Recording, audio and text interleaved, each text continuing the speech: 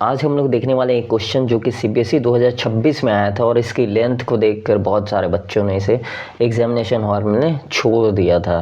तो सबसे पहले देखते हैं कि ये क्वेश्चन में कहाँ क्या गया है। तो देखिए, जब आप क्वेश्चन को ध्यान से देखते हैं, ये लास्ट क्वेश्चन था वैसे बाय द वे। अच्छा, वीडियो के एंड में आपको ये भी बताऊँगा कि ये क्वेश्चन बाय द वे कहाँ से दिया गया है। अगर आप जान जाएंगे कि क्वेश्चन को कहाँ से दिया गया है तो आगे के एग्ज़ाम जो कि सीबीएसई 2027 में होने वाला है उसके लिए आपको बहुत ज़्यादा सुविधा होने वाली है। तो एंड तक बने रहें। अब आते हैं क्वेश्चन को पहले समझने की कोशिश करते हैं। सबसे पहले क्वेश्चन दिया हुआ है, the above ray diagram is to show that formation of reflecting telescope. तो ये बेसिकली रिफ्लेक्टिंग टेलीस्कोप का फिगर को दिया गया है। ये क्या है बच्चों? रिफ्लेक्टिंग टेलीस्कोप का फिगर है।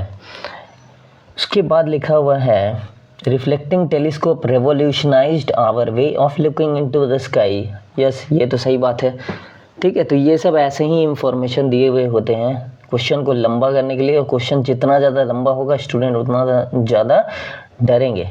Reflecting telescope employ large mirrors to gather and focus light rather than relying solely on lenses। तो क्या होता है ना, रिफ्लेक्टिंग टेलीस्कोप में बहुत सारे मिरर्स और लेंस का यूज़ किया जाता है ताकि पिक्चर को अच्छे से देखा जा सके। ठीक है, तो मान के चलिए यहाँ पे थोड़ा सा फिगर को मैं समझा देता हूँ। सबसे पहले ये एक रिफ्लेक्टिंग टेलीस्कोप है। अब इसमें हो क्या रहा है, मान लीजिए कोई स्टार था, उसका इमेज यहाँ पे एक्वायर किया जा रहा है। ठीक है, उसका इमेज को देखा जा रहा है, स्टार के इमेज को देखा जा रहा है।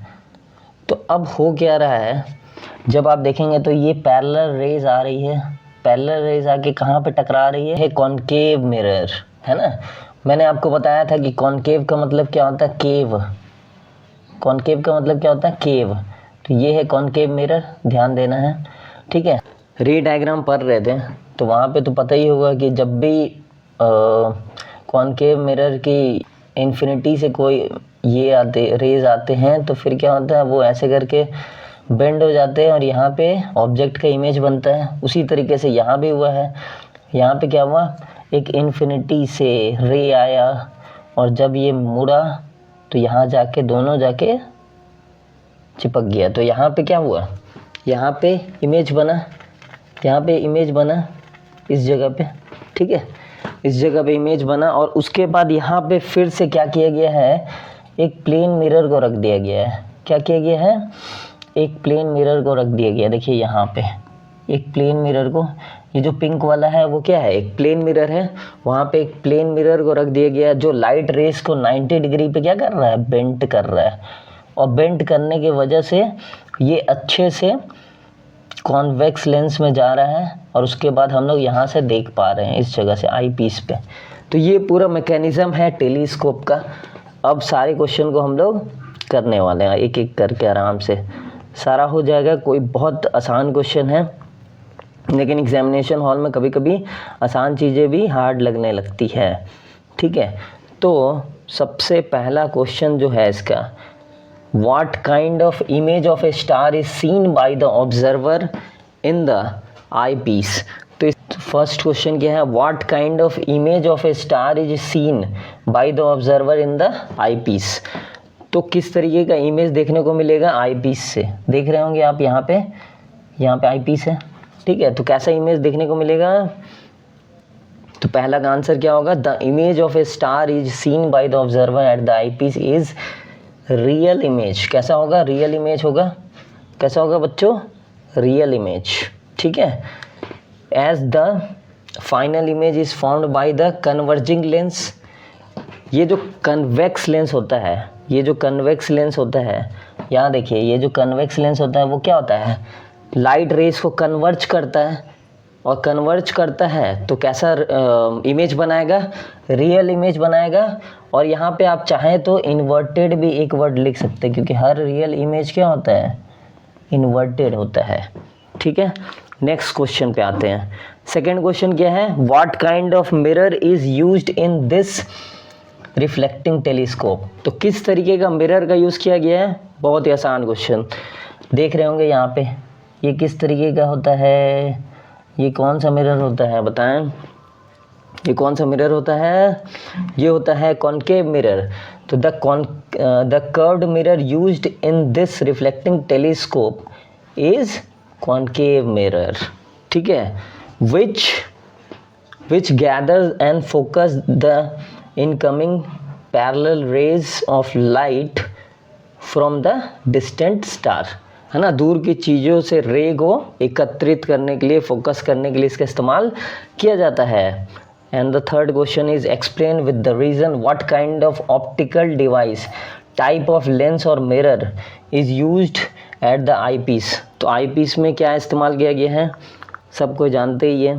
तो आई पीस में एक कन्वर्जिंग लेंस का यूज़ किया गया है। कन्वर्जिंग लेंस कौन होता है? Convex lens.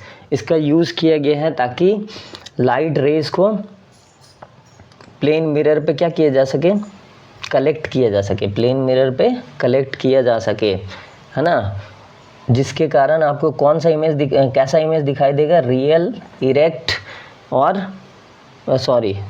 इरेक्ट इमेज देखने को आपको मिलेगा। आगे आते हैं। What is the role of plane mirror in the image formation of by this telescope. तो प्लेन मिरर का यूज़ क्या है? तो प्लेन मिरर क्या कर रहा है? लाइट रे को बेंट कर दे रहा है। लाइट रे को क्या कर रहा है? 90 डिग्री पे बेंट कर दे रहा है, देख रहे होंगे आप। और इससे क्या हो रहा है?